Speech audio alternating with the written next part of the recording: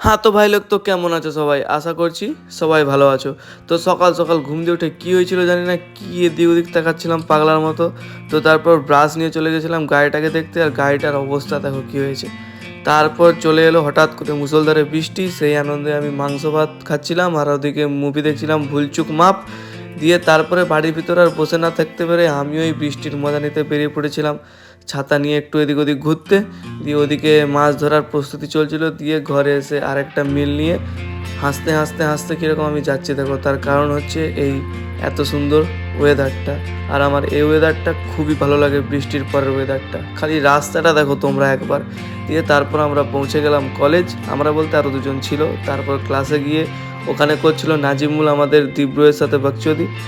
আর ওই দিব্র দেখো ওই ওই ওই উঠলো তেরে দিয়ে তারপর বাড়ি এসে ওটমিল খেয়ে নিলাম। আমার আজকে জিম যাইনি। আজকের ভিডিওটা এতটাই, দেখা হচ্ছে নতুন একটা ভিডিওর সাথে। বাই।